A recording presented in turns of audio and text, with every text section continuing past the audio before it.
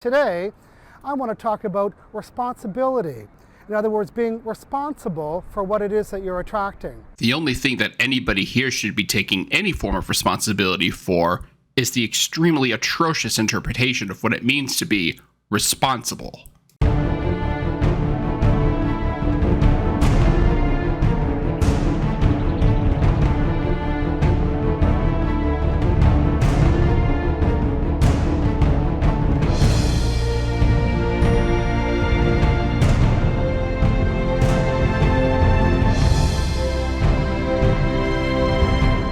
One of the core tenets of the law of attraction is that we are responsible for everything we attract into our lives.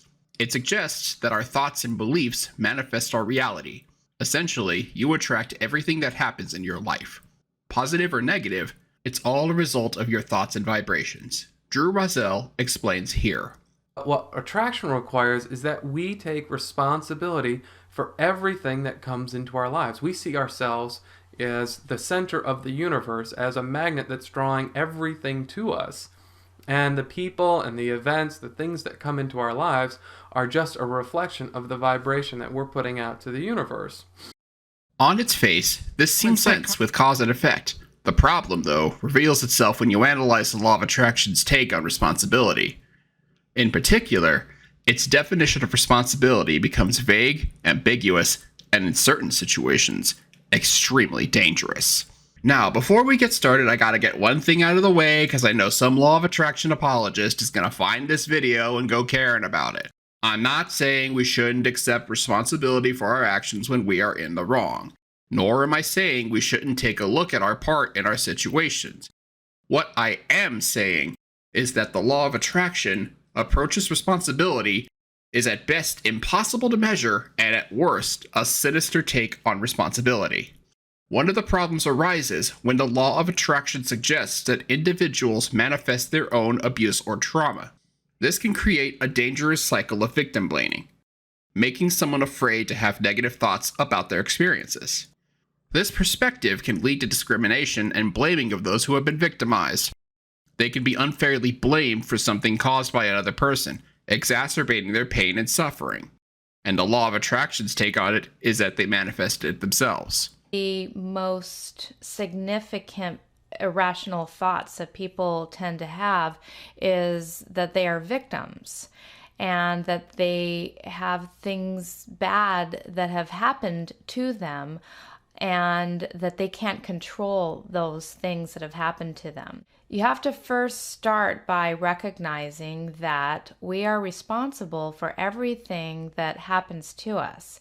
Now, I know that there have been a lot of bad things that have happened to you in your life, I'm sure. And you probably don't want to look at those and you want to blame all of those things on someone else. You can go on and accept that as your belief system. If you continue to hang on to the ideas that things happen to you and you have no control over that, then if you have that belief system, how in the world can you develop a contradictory belief system to that says, I control the outcome and therefore I can attract whatever I want to attract? Taking responsibility for the past is the same as taking responsibility for what you create in your future. If you were a victim of everything that has already happened to you thus far, then that means that you're going to continue to be a victim to everything that is going to happen to you in the future, and that you believe at some level that you have no control over that. There you have it. Were you abused as a kid? Did people bully you in school for no reason other than your appearance, or your gender identity, or your sexual orientation, or for who knows what else? Were you harassed or bullied at work? It's all because you manifested. So you need to take responsibility according to the law of attraction. Another concern is that if everyone is responsible for everything they attract, then nobody truly is. Many people can manifest a single event, meaning more than one person may have contributed to its occurrence. Let's consider the following situation. You get in an accident that's clearly not your fault. Say, somebody rear-ended you, or they ran a red light when you were in the intersection and T-boned your car. You're obviously going to be injured from such a crash, and there's going to be serious property damage. But according to the law of attraction, you manifested the accident. But did you? We have to factor in the other driver as well, as they're the one who caused the crash. They attracted the crash just like you did, according to the law of attraction. So now, at best, there's 50% responsibility between you and the driver, meaning you're not 100% responsible for this event happening to you, contrary to the belief shielded by the law of attraction. A few law of attraction shills have argued that both people could be a match to the situation. But that just further shows that in many situations, it takes two to tango, and that at the very least, both sides must have manifested the hypothetical accident to occur. However, things get even more murky when you factor in other circumstances. For example, perhaps the police officer who arrives at the scene of the accident was bored and was wanting to manifest something to do. Or maybe a protester was calling for the city to do something where the accident happened because they knew it was a dangerous place. So they were also manifesting an accident there as well.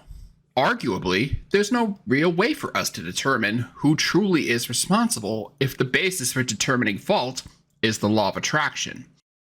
As such, this dilutes individual responsibility, making it difficult to assign blame or credit to any single factor. Roselle himself admits this, as well as that responsibility can be a vague thing with the law of attraction. So is this really true? Is it really true that we're responsible for everything? I don't know, okay? I don't know. It's kind of an uninteresting question. You can get in that debate, but... This is where we get back to that disclosure that I mentioned earlier in the video. The interpretation of responsibility that law of attraction shills like ones I've cited, as well as mainstream ones like Rhonda Byrne and Joe Vitale, is a distorted and extreme take.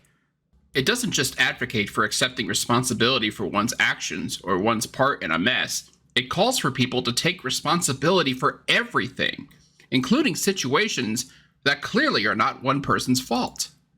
As you can see, the concept of responsibility in the law of attraction is vague and ambiguous at best, and downright dangerous at worst.